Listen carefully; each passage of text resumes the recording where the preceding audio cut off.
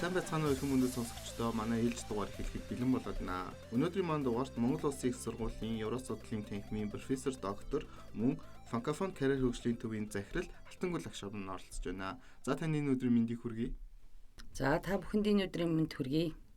За та бидэнд өөрийнхөө тухай товчхон танилцуулаач. За тэгье. Намайг Булаатын Алтан гүл гэдэг.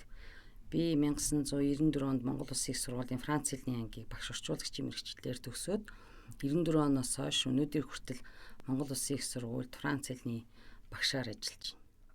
Манай подкастын ерөнхий агуулга бол ер нь гадаад хэл гэдгийг та бүхэн гадарласан байх. Тэгэхээр өнөөдөр бид энэ агуулгынхаа хүрээнд бас нэгэн өөр өнцгөөс нь ярилцахаар төлөвлөд байгаамаа. За тэгээ гол ярианд орцгоё. Их сургуульд маш олон оюутнууд гадаад хэл суралцаж байна. Тэгэхээр өнөөгийн нийгэмд гадаад хэл яг мэрэгжил тооцогдож байгаа болов уу багшаа? Гадаад хэл сурж байгаа гэдэг маань мэрэгжил. Энэ бол хоёр талтай. Тухайн хүний хандлага, зорилтоос шалтгаалаад ямар төвшөнд сурж байгаагаас шалтгаалаад хэлний төвшөнгөө тодорхойлж байгаа. Энэ бол мэрэгжил мөн. Мэрэгжил гэдэг нь бол Монгол улс дэлхийн дэлхий дээр байгаа бүх оронтой гадаад харилцааны хамтын ажиллагааны гэрээтэй ажиллаж байна. Энэ хүрээнд бол гадаад хэлтэй мэрэгжилтэн заавал байх ёстой. Тэр тутмаа Франц хэл шиг дэлхийн олон улсын хэл болсон 300 сая хүнийг энээндээ нэгтгэсэн энэ хэлийг суралцсан гэдэг бол заавал мэрэгжлийн нарийн мэдлэгтэй байж ич бид бол тухайн улсыг ойлгох, хамтран ажиллах ийм боломжтой болно. Тэгэхээр бол яагаад би хамгийн түрүүнд хандлага хэрэгцээнээс шалтгаалж байна гэвэл мэрэгжлэр сурж цаашдаа нарийн тухайн улстай хамтарч ажиллах соёлын таньж мэдгэд бол бид мэрэгжлэр сурж байгаа. Энгийн харилцаанд өдөр тутамд бол сайн байна уу, юу байна, how are you, comment ça va гэх мэт ойр зуурын үг хэлэхэд бол гадаад хэлний зөвхөн анхан шатны юм уу мэдлэгтэй байхад бол бас хэрэгтэй байгаа. Тэгэхээр бол хүн болж төрөхөд бол заавал гадаад хэлний мэдлэг бол дэлхий хавтгай болсон үед хэрэгтэй байна. Цаашид гүнзгийч улс орноо бусад улс оронтой дэлхийдээ хүл нийлүү зэрэгцэж алхнаа гэвэл гадаад хэлтэй мэрэгжилт маш чухал байна. За тэгвэл сая бас хэлсэн нөгөө төвшнгөөсөө хамаарат өөр суралцах боломжтой гэдэг. Одоо ингээд гадуур ерөнхийдөө бол танхимаар болон цахимаар хэлний сургалтууд маш их байгаа. Тэгээд тэнд суралцж байгаа хүүхдүүд болон одоо их сургуульд гүнзгийрүүлэн суралцж байгаа хүүхдүүд хоёрын одоо ялгаа бас давуу талуудаас нь та. Тэгэхээр мэрэгжлийн төвшөнд сурж байна гэх юм бол одоо тухайн мэрэгжлэр хөтөлбөртөө газар сурж байгаа гэдэг маань мэрэгжлэр сурж байгаа гэсэн үг шүү дээ. Жишээ нь одоо Монгол Улсын их сургууль Франц хэлний орон судал орчуулгаар сурж байна гэдэг бол энэ бол хөтөлбөртөө энэ хөтөлбөрийн дагуу мэрэгжилтэн болж байна гэсэн. Өөр бусад төвүүдэд бас сурж байна гэдэг маань хүн бүр өөрийнхөө тавьсан зорилгын хүрээнд л тэнд сурж байгаа гэж бодож байгаа. Зарим нэг нь бол тухайн улсад очиод цаашид гүнзгийрүүлэн суралцах эсвэл тэнд амьдрах гэх мэтлэн олон зорилго байгаа учраас зарим нэг нь бол өмнө нь сурсан мэдлэгээ улам гүнзгийрүүлээд цаашид суралцах гэх мэтлэн зорилтоос шалтгаалаад энэ төвүүдэд сурах, ихтэйдэд сургуульд сурах, бие дааж сурах, одоо янз бүрийн YouTube-ээс өөрөө харж суралцах гэх мэтлэн янз бүрийн аргууд байна. Бидний хувьд бол ихтэйд сургуульд бол бид гадаад хэлтэй мэрэгжилтэн бэлтгэж байна. Тэгээд орчин үед бол гадаад хэлтэй мэрэгжилтэн тухайн 3 дахь хөрш орнуудтай хамтарч ажиллахад бол маш их хэрэгцээтэй мэрэгжлийн төвшөнд сурж иж бид тухайн орноо ойлгож иж, соёлыг ойлгож иж нэг төвшөнд харилцах хамтын ажиллагаагаа сайжруулах боломж бүрдэж байгаа. Тэгэхээр зэрэг ихтэйд сургуульд сурж байгаа, хөтөлбөрийн дагуу сурж байгаа хүн гэдэг бол би бол Монгол улсад гадаад хэлний мэрэгжилтийн гэсэн үг. Одоо гадаад хэл суралцаад тэгвэл төгсөөд яг их сургуулийн хэмжээнд гадаад хэл суралцаж төгсөөд ерөнхийдөө ямар хуу чиглэлээр ажиллаж байна энэ мэрэгчлэр төгссөн хүмүүс. Тэгээ гадаад хэлний мэрэгчлэр төгсөж байгаа хүүхдүүдийн үед бол боломж их байдаг. Яагаад тэгэхээр өнөөдөр дэлхийн нийтийн нэг хандлага бол гадаад хэлийг бусад мэрэгчлэлтэй холбож хос морьтой төгсөх. Одоо энэ хандлага бол нэгдүгürt маш их одоо дэлхийн нийтэд бол хүчээ авч байна. За энэ хүрээнд бол нэгдүгürt өмнө нь бол орчуулагч, хэлмэрч гэсэн мэрэгжлэр хүмүүс их төгсөж одоо улс орондоо хэрэгтэй ажил төрлийг эрхэлдэг байсан бол өнөөдөр бол төрөл бүрийн мэрэгжлийн усуд хилээ одоо агсан төвшөнд сайжруулад тэгээд дэлхийн чиг хандлагаас хоцрохгүйгээр ажиллах боломжууд их байгаа байхгүй юу. Тэгэхээр ихтэй сургууль сурж одоо тэр тухайн хөтөлбөрөөр сурж байна гэдэг бол одоо Монгол Улсын хэмжээнд бол жишээ нь хэлнээс гадна тухайн сургуулийн оюутнууд 3 дугаар ангиасаа эхлээд нэг авсрах хөтөлбөрөөр явдаг шүү дээ, тийм ээ. Ингэж авсрах хөтөлбөрөөр явж болж чинь ерөнхий суурийн хичээлээр хилээ одоо анхан шатны суурэ тавиад цаашаа өөрөө хөгжүүлж болж байна. Манай хэлний хүүхдүүд бусад одоо их сургуульд байгаа авсрах хөтөлбөрөөр жишээ нь аялал жуулчлал одоо бусад өөр чиглэлээр сураад цаашаага энэ хоёрыг хоёуланг 5 жил дотор зэрэг эзэмшээд эсвэл 6 жил дотор хугацаа гаргаж эзэмшээд 2 хөтөлбөртөөр хамт сураад дипломтой гарах бүрэн боломжууд байгаа байхгүй юу. Тэгэхээр зэрэг бид нар энэ давуу талуудаа бол ашиглаж сурах хэрэгтэй гэж бодож байна. За Франц хэлний хүрээнд авч үзээ. Тэгэхээр их сургуульд яг Франц хэл суралцаж буй мэрэгжлийн оюутнууд ямархуу давуу талтай байгаа вэ багшаа? За энийг ярихаас өмнө багхан түүх ярих хэрэгтэй гэж бодож байна. Яагаад гэвэл Монгол Улсын их сургууль 1963 оны хичээлийн жилээс Франц хэлийг зааж гисэн. Яагаад Франц хэлийг заасан бэ гэхээр тухайн үед 2 дугаар дайны дараа нэгдсэн үндэсний байгууллага байгуулагдсан. За ингээд нэгдсэн үндэсний байгууллага байгуулагдсны дараа Монгол Улс гишүүн болохоор одоо 8 удаа өргөдөл гаргаад 1961 онд элсэн гэдэг одоо бид нар ойг тэмдэглээд маш их олон үйл явдал телевизээр та бүхэн харж байгаа бах тийм ээ тийм мэдээллийн хэрэгслүүдээр явж байгаа. За энэ хүрээнд анх одоо нэгдсэн үндэсний байгууллагын гишүүн болж ороход Монгол улсыг одоо 3 дахь хуршүүдээс тухайн үеийн Франц орон Англи маш их дэмжиж исэн байна. Тэгээд 1963-64 оны хичээлийн жилээс Франц хэлийг зааж эхлэхэд Монгол оронд яг тухайн монгол хэлтэй мэрэгчлэлтэн байгаагүй учраас ЮНЕСКО-гоос мэрэгчлэлтийг зааж ирсэн. За ингэж явсаар хагаад анхны одоо мэрэгчлэлтэн бэлдээд одоо удахгүй бид нар 2023 онд 60 жилийн ягаа тэмдэглэнэ дээ тий Франц хэлний мэрэгчлэлтэн бэлтгэж ирсэн. За дараа нь 90 оноос эхлээд бол Монгол улсын та бүхэн мэдж байгаа зах зээлийн эдийн засаг шилжснээс хойш одоо маш гадаад хэлний хэрэгцээ маш их өргөн болсныг дагуу Франц хэлийг бол 10 гаруй ихтэй сургуульд зааж исэн. Тэгээд энэ хөтөлбөрүүд явсаар хагаад одоо Монгол Улсын их сургууль дээр бол өнөөдөр бол төвлөрөөд дахиад үлдчихэж байна. Тэгэхээр Франц хэл зааж ийна гэдэг маань сурж ийна гэдэг маань нэгдүгээрт бол улс орондоо хэрэгтэй 3 дахь хөршийн бид нар хэлийг сураад тэгэхэд 3 дахь Франц хэлтэй орнуудтай хамтын ажиллагаа өрнүүлж байгаа энэ одоо үйл ажиллагаанд хувь нэмэр оруулж байгаа. Хоёрдугаар гэх юм бол бид нар Франц хэлээ ашиглаад би яаж дэлхийд хөл нийлүүлэх вэ гэсэн асуудал гарна тий. Тэгэхээр зэрэг Франц хэлтэй маш олон орн биш үү? За Швейцар, Канада, Бэлэг, за Африкийн орнууд гэх мэтлэн энэ олон оронд би очиж цаашаа хөтөлбөрөөр сурах боломжтой байхгүй. Тэгэд маань бас нэг зүйлийг онцолж хэлэхэд 2013 онд Монгол Улсын их сургууль Франц хэлтэй ихтэй сургуулийн холбоонд илсэн. Энэ холбоонд илснээс хойш оюутнууд маань одоо Аз намхан далай дотроо Франц хэлний одоо цаашаа агсан шатны хөтөлбөрт хамрагдах бүрэн боломжтой болсон. Жишээ нь бол одоо сүүлийн жилүүдэд Ханой хотод манай нэлээд олон оюутан очиж магистрийн хөтөлбөрт суралцаж ирсэн. За гол онцлог нь юу вэ гэхээр тухайн одоо Вьетнамын сургуулиуд бол Францда маш их хамтын ажиллагаа хөгжүүлээд одоо хамтарсан магистрийн хөтөлбөрийг хэрэгжүүлдэг. Тэгэхээр оюутан маань одоо Ханойд очиж 1 юм уу 2 жил магистрийн тэтгэлэгт хөтөлбөрт сураад цаашаага Францын дипломт олж иж байгаа байхгүй юу? Франц орны. Тэгэхээр урд нь бол бид нар TOEFL өгөх эсвэл одоо Франц хэлний одоо Delft, TESOL гэсэн шалгалтууд өгөх ёстой. Гэтэл давуу тал нь юу вэ гэхээр IUF-ийн гишүүн Монгол Улсын их сургууль учраас манай оюутнууд тэр шалгалтыг заавал өгөх шаардлагагүйгээр өөрийнхөө Монгол Улсын их сургуулийн дипломоо үзүүлээд цаашдаа агсан шатны сургалтанд хамрагдах, зуны сургалтанд хамрагдах, IUF-с зохион байгуулж байгаа бүх төсөл хөтөлбөрт хамрагдах боломжтой болж байгаа учраас манай одоо Франц хэл суралцж байгаа оюутнууд маань давуу тал их байна. Дэлхийд дээр бол Франц орн өөрийн соёлыг одоо түгээн дэлгэрүүлэхийн төлөө хамгийн их анхаарал тавьдаг. Дэлхийд дээр дипломат үйл ажиллагаа явуулж байгаагаараа нэгдүгürt ордог.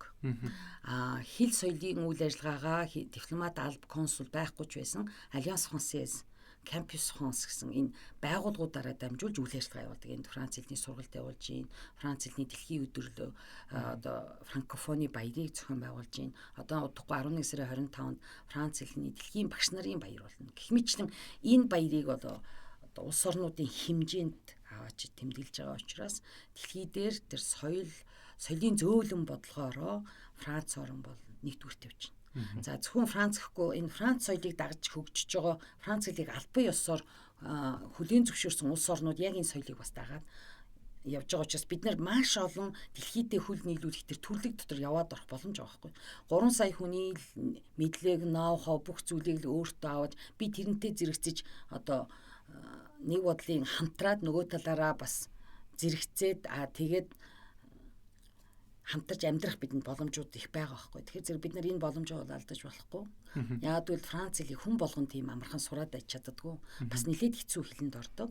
Дэлхий дээр байгаа одоо Орос, Хятад, Франц хэлүүдийг бол сурахад их төвөгтэй гэж хүмүүс ярьдаг. Тэгэхээр бид бол энэ давуу талтай байхгүй. Яг бол орчин үед манай 10 жилийг төгсөж байгаа 10 жилд англи хэл төгсөд хүүхдүүд гарч байгаа учраас баг монгол хүн болгон англи хэлтэй болж байна. Орчин үеийн залуучууд тийм. Гэтэл би юугаараа ялгагдахын тэд нараас тийм Франц хэлээрээ мэддгээрээ, сайн мэддгээрээ, Итали хэл сайн мэддэг, Испани хэл сайн мэддэг. Яг бол надад өөр хаалга нэгдэж байгаа байхгүй. Би зөвхөн Монголдоо биш би өөр тэр 300 сая хүнтэй зэрэгцэн хаалгыг би бас адилхан нээх ёстой.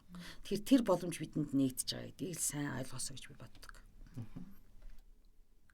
Та франкофон карьер хөгжлийн төвийнхөө талаар бас бидэнд товчхон танилцуулаач. 2018 онд манай Монгол Улсын их сургууль 2013 онд дэлхийн Франц хэлтэй орнуудын холбоонд эссэн орсон ихтэй сургуулиудын. За энэ байгууллага бол дэлхийн 1007 ихтэй сургуулийг нэгнээнд нэгтгэсэн юм. Маш том байгууллага. Бараг ийм том байгууллага бараг байдаггүй. За ингээд 2018 онд Монгол Улсын их сургууль дээр Франц хэлтэн орнуудын инновац хамтын ажиллагааны төв гэж байгуулагдаад за маш идэвхтэй үйл ажиллагаа явуулсан. Энэ төвийн гол үйл ажиллагаа нь өөрийн суралцагчтай Францис сурч байгаа болон сурахыг хүсэж байгаа мөн цаашаа сурахыг тэмүүлж байгаа оюутнуудад зориулж ажлын байранд зуучлах, ажил эрхлэгчтэй хамтарч ажиллах, тэднийг чадваржуулах, зөөлөн ур чадвар суралцах, ажлын байранд орж багаар ажиллах, бие авч явах, өөрийгөө илэрхийлэх гэх мэтчлэн одоо орчин үеийн залууст маш их дутагдж байгаа. 10 жилийн боловсролоор тэр бүр олж авч чаддаггүй мэдлэгийг хүн болж төлөвшөхт нь карьерээ цааш нь зөв одоо эхлүүлэхэд нь туслах маш олон сургууль зохион байгуулсан. Тэрнээс гадна бид нар бас өөрсдөө IUF-с зохион байгуулдаг олон төслүүдэд хамрагдсан. 2016-18 онд Монгол улсад зуны сургалтуудыг зохион байгуулсан. Энэ зуны сургалт Аз номхон далайн 7-8 орны одоо 50-60 оюутан хамтраад зөвхөн Франц хэлээр 7 хоног ажилласан. Тэгэхэд бол одоо орон орны хүүхдүүдийн Франц хэлний чадвар харагдаж байна. Манай оюутнууд тэд нартай энэ зэрэгцэж амьдарч чадж байна. Тэгээд бие биенээсээ маш их зүйл суралцдаг юм байлээ. За мөн 2020 онд бид нар бас цар тахлын үед зүгээр суугаагүй цахим хичээл Франц хэлний А1 түвшний цахим хичээлийг хийсэн одоо туршиж байгаа. Тэгээд тэр хичээлмээ сайн болох юм бол явандаа энийгээ бид нар бас сургалтанд бүрэн оруулах боломжтой гэж бодож байгаа. Оюутнууд маань мөн цаашид одоо энэ жил хэд бол манай нэг оюутан Болгарын IUF-ийн ихтэй сургуульд аялал жуулчлалын чиглэлээр магистрт суралцахаар явсан. Гэх мэтлэн ийм сайхан боломжууд байна. Бид нар зөвхөн англи хэлээр л энэ дэлхий дээр амьдарч байгаа биш. Бас хүчтэй хэлүүдийн тоонд өөрийнхөө соёл хэлийг түгээхийн төлөө маш их бодлого барьж ажиллаж байгаа энэ хэлийг бид нар өөртөө ашигтайгаар ашиглаж болох боломж байгаа байхгүй. Тэгэхээр энэ төв карьер тэгээд энэ жилээс 2021 оны 9-р сарын 23-нд одоо Аз номхон далайн 7 орны 8 одоо ийм төвийг нийлүүлээд өмнө нь байсан төвүүдийг чадварчуулаад сайжруулад карьер талдаа ажил олгож одоо оюутан маань яг ажил дээр очиж ямар саад бэрхшээлтэй тургалдаг тэр байдлыг шийдэх, даван туулах, хамтдаа ажиллах, бусад хүмүүсийн сайн туршлагыг нэвтрүүлэх зорилгоор мөн төсөл хөтөлбөрт оюутнуудаа хамруулах, агсан түвшний оюутнуудад дэмжих зорилгоор энэ төв маань франкофон карьер хөгжлийн төв нэртэйгээр байгуулагдаад одоо үйл ажиллагаагаа идэвхтэй явуулж байна. Цар тахлын байдлаас болоод багахан саарсан байсан. Одоо бол үйл ажиллагаа маань илүү өргөн хүрээтэй идэвхтэй явах болно.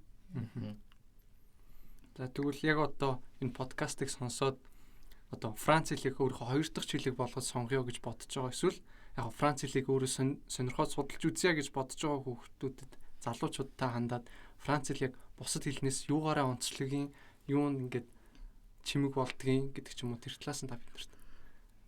Тий та бүхэн сонсож байгаа өмнөх подкастуудад манай багш нар ярьж байгаа хэл болго өөрийн онцлогтой. Тэгээд хэл альбаны гадаад хэлийг сурна гэдэг бол манай ариун багш хэлжсэн бүтцийг ойлгох хэрэгтэй тийм. бүтцийг ойлгоод би өөрөө логик ойлгож ич цаашаа явна. Тэгэхгүйгээр одоо зүгээр би өстө гадаад хэл сурмаар байл ингээл бичээлээдэг, яриалаадаг, чанга дуудаал байдаг. Логикийг ойлгохгүйгээр дотоод бүтцийг ойлгохгүйгээр бид нар явдаггүй. Тэгэхээр Франц хэл бол хэцүү хэл. Хэцүү хэл гэдэг нь бити сур гэсэн үг биш. Яагаад бид нар хэцүүг даван туулж болохгүй гэж тийм. Тэгэхээр монгол хүн бол гадаад хэлтэндээ маш их авьяастай. Манай одоо оюутан сурагчдын гадаад хэлний чадвар, дуудлага эднэрийг монгол хүний ярьж байгаа чадварыг бусад орны тэр тутмаа Аз нумхан далайн орны одоо Франц хэлтнүүд гайхан биширдэг. За тэгэхээр Франц хэл бол хэцүү хэл. Гэхдээ маш сайхан сонсголонтой хэл. Франц хэлний дүрм тогтцсон. Нэг ямар ч өөрчлөлт байхгүй. Ерөөсөө намайг сурж явах чимээс одоо ч яг л тэр тогтмол дүрмээр явдаг. Тэгэхээр нэг одоо жил болгон өөрчлөлттэй байдаг хэл биш. Яагад гэвэл бүр эртнээс тогтоод энэ 17 8 дор зуунаас эхлээл латин хэл тэгээд Франц хэл ингээд үсцэн одоо роман хэл гэхэд 6 хэл байгаа. Тэрний нэг нь бол Франц хэл. Итали, Испани бол яг бас нэг бүлгийн учраас маш амархан сурах боломжтой. Тэгэхээр Франц хэл зүү хэл, Франц хэлний дүрм логик төр дотоод бүтцийг хэрвээ хүн ойлгочих юм бол бусад гадаад хэлийг сурахад маш амархан. Англи хэлийг би аюу амархан хэл гэж ярьдаг. Яг хөө зүгээр мэдээж шинэ үгсэн чэйжлэх хэрэгтэй, мэдээж дүрмийг ойлгоод сайн. Гэтэ Франц хэлийг сурчвал тэр хэцүү хэлийг сурахад бүр амархан болно. Тэгэхээр бид нар бас нэгэн тал боломж байдгийн бол сурах хэрэгтэй. Тэгээд хэл сурна гэдэг бол бас соёл, заншил, тухайн орны логик сэтгэлгээ, хүмүүсийн чадвар, сайн талуудыг суралцах боломж их байдаг байхгүй. Тэгэхээр зэрэг бид нар шин нэмийг нээж ийн гэсэн. Миний оюун тарих илүү сайн хөгжиж гин, илүү их шин юм руу тэмүүлж гин. Би илүү сайн юмыг одоо муугаар ярих юм бол хөгшрөхтөө би муу өвчин алцгийн эмэргийн мэдээ одоо оюун санаагаа мартах тийм байдгүй. Яг тэгвэл тийм байнгын дасгал хийж байгаа гэсэн үг байхгүй тарих маань. Тэр зэрэг Франц хэлийг сурах тусам илүү их одоо дурладаг, илүү их сурахыг хүсдэг. Хүмүүсийн хувьд бол уянгалаг, хайрын хэл, зөөлөн хэл, янгийн хэл гэх мэтлэн янз янзаар нэрлэдэг. Тийм яг үнэ. Яг сураад ирэхээр үнэхээр нөгөө ихшгээ бүгдийг дууддаг учраас маш зөөлөн уянгалаг. Монгол хэлний хувьд бол бид нар чинь нөгөө эхний одоо ихшгэн дээр л өргөлт өгөөд бусад ихшгээ гээгээд богино ихшгүүдээ гээгээд гээгүүлэгчүүд нийлээ явчихдаг. Гэтэл Франц хэл бүх ихшгээ зэрэг дууддаг учраас маш уянгалаг сонсогддог. Тэгээд нэг сураад эхлэх юм бол хүн дурлахгүй байхын аргагүй тийм сайхан хэл. Би бол ер нь бас Франц хэл сурсан хувь заяанд их баярлж явдаг. Би Франц хэлний ачаар дэлхийн 40 гаруй оронд давталтаа тоогоор бараг 50 60 удаа аялж үзсэн, сургалт судалгаанд суусан, өөрийнхөө мэдлэг чадварыг нээсэн, дэлхийдээ хөл зэрэгцүүлж алхсан. Тэгэхээр зэрэг хэрвээ би өнөөдөр Франц хэл сураагүй, Франц хэлийг мэргэжил болгож аваагүй бол ийм боломж надад байх байсан уу гэдэг дээр би эргэлздэг. Тийм учраас энэ бол их хувь заяа. Тэгэхээр тэрийг яг хувь хүн өөрөө энэ миний мэргэжил, миний хувь заяа гэж хүлээж аваад цаашаа суралцаад байх юм бол дэлхийн одоо хавтгай болсон 1000 түмэн боломж байна шүү дээ. Google нээлээ, тайп хийлээ. Надад нь боломж өмнөөс минь гараад ирж байгаа учраас энэ бүх боломжоо ашиглаасаа гэж подкаст сонсож байгаа залуучууд болон сонсогчдод уриалмаар байна. За яг Франц хэлний хувьд Франц хэлээр яг Франц улсад болоод Франц сая дурдсан нөгөө хэд хэдэн улсуудад сурах тийм боломж болж за тэтгэлийн хувьд ямар байд юм бол тэгээд яг IUF-ийн журмаар тэтгэлэг төлбөрт хамрагддаг гэсэн тэрний шаардлагын тухай та бидэнд товчхон танилцуулаач. Тийм Франц хэлээр тэтгэлгийн тухай гэх юм бол мэдээж англи хэлтэй харьцуулахад бол цөөхөн. Гэхдээ Францын болон Монгол Улсын боловсролын яамны одоо хамтын ажиллагааны хүрээнд сүүлийн жилүүдэд жилд 10-аас 11 тэтгэлгийг Франц хэлтэй болон хаяа нэг англи хэлтэнд олгож байгаа. Энэ нь бол хөвчлэн Франц оронд суралцах. Бусад Франц хэлтэй орнуудын тэтгэлгийн одоо боломжууд бол их байдаг чинь Швейцар, Канада их. Гэхдээ орон болгоо өөрийн гэсэн тэтгэлгийн зохих журамтай. Тэрийг бол одоо тэр зарлагдсан үед нь сайн харахгүй бүгд нэг дүрмтэй биш учраас энэ удаа бол бүгдийг багтааж ярих боломжгүй гэж бодож байна. IUF-ийн хувьд бол IUF өөрөө тэтгэлэг зарладаг. За энэ тэтгэлэг зарлах нь сүүлийн 2 жилд ковидын нөхцөл байдлаас болоод мэдээж нэг оюутан очоод виз аваад тэнд суралцах боломж нь хомс улс орнууд хаацсан байгаа учраас 2 жил бол хаацсан байгаа. Хэрвээ нөхцөл байдал сайжрах юм бол дахиад зарлана. За тэгээд энэ зарлах үед бол тухайн сургууль болгон өөрсдөө нөгөө журмаа гаргаад ирдэг чи. Одоо чинь манай энэ юунд хамрагдах хүүхэд мэдээж нэгдүгээр шаардлага бол IUF-ийн гишүүн сургуулиас хүүхэд материал явуулах хэрэгтэй. Урд нь бол бүсэд гэсгээс одоо энэ удаа бол манай тэр Болгар явсан хүүхдүүд бүс хамаарахгүй зөвхөн Монгол Улсын их сургууль IUF-ийн гишүүн байсан учраас шууд зөвшөөрсөн байлээ. Тэгэхээр тэр ямар вэ гэхээр Болгарын сургууль мөртлөө Франц Болгарын хамтарсан сургууль. Дээр нь IUF-тай хамтардаг учраас одоо эсэлтийн төлбөр нь 4,000 еврогийн 3,700 IUF-ээс гаргаж өгч байгаа байхгүй. Тэгэхээр тийм боломжууд бол зөндөө байд юм лээ. Маш их бид нар маш сайн судалж түр одоо тэр вебсайтын ухал ажил байдیں۔ IUF-с бол тэр сургууль болгоо өөрийнхөө журмыг гаргаад ирэнгүүт нэгдүгürt нь Монгол Улсын их сургуулийн оюутан IUF-ийн гишүүн байгуулга учраас хамгийн түрүүнд материал явуулах хэрэгтэй. Тэгээд тэр шаардсан материалууд дотор мэдээж их сургуулийн диплом байх ёстой. Өөр давуу талуудаа мэдээж харуулна шүү дээ. Ямар ч тэтгэлэг авахд тухайн одоо газрын тавьсан шаардлагын дагуу бид нар материалаа бүрдүүлэх ёстой. Гэхдээ хамгийн давуу тал нь бол Монгол Улсын их сургуулийн төгсөгч байна гэдэг бол одоо ерөөсөө тэр гишүүн орны төгсөгч байна гэдэг л их давуу тал байгаа юм да. За манай подкаст ерөнхийдөө өндөрлөх төхөж байна. Тэгэхээр гадаад хэл яг сурч буй оюутан залууст таны зүгээс зөвлөгөө өгвөл? За гадаад хэл сурж байгаа хүмүүс зөвлөгөө өгнө гэдэг маань өмнөх хүмүүсээс бас нэг ялгахдахгүй. Гэхдээ би яг өөрийнхөө сурсан зарчмыг ярив. Хүн болгон өөрийн онцлогтой. Тэгээд тэр онцлог болгоны бүгдийг нэгтгэх боломжгүй л дээ. Зүгээр миний хувьд бол би ер нь гадаад хэл сурах их сонирхолтой. Багасаа л би орос хэлэнд их дуртай, орос хэлээр амьсгалсан тийм хүүхэд байсан.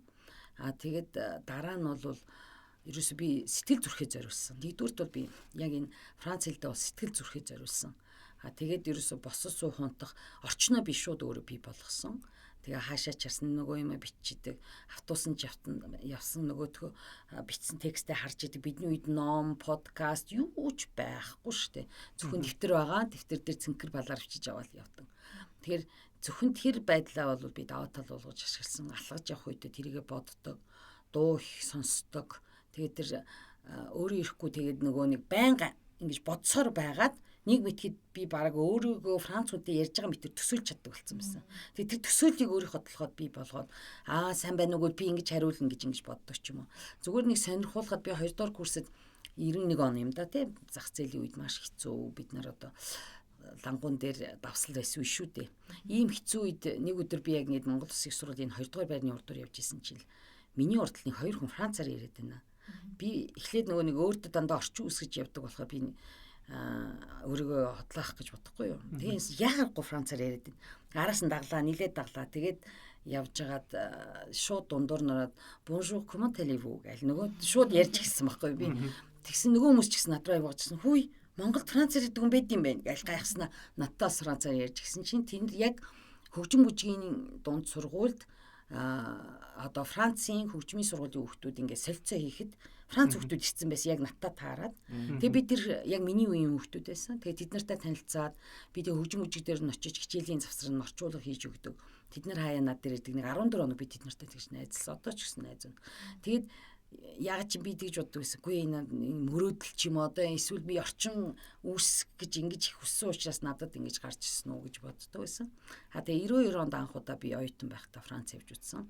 Энэ ямар очтой байсан бэхээр тухайд бид нар шалгалт аваад тэгээ тэнцүү хүмүүс явдаг байсан. Тэгээ одоогийнх шиг ямар нэг хонгоцоор ингээл 5-6 цаг дотор нисээд очих юм байхгүй. Би 10 хоног явж Франц хүрсэн, газраар явсан. Москва яваад, Польш ороод, Герман ороод, Германаас цаашаа тэгээ Виши гэж хот руу орчтол яг 10 онцсон миний замын нөгөө цагийн зөрөө гарцсан очоод шууд хичээлдээ ороход 20 онооноос би Францууд нөгөө 20 онооноос дүгндэг. Шалгалт авсан 18 он авсан би. Тэгээ хүмүүс хүү ямар сони Монголоос анх удаа тэгээ 18 оноо авдаг гэд тэр их өндөр оноо юм шиг байл дээ. Мэдж байгаа юм байхгүй. Тэгээд хичээлд орж байгаа.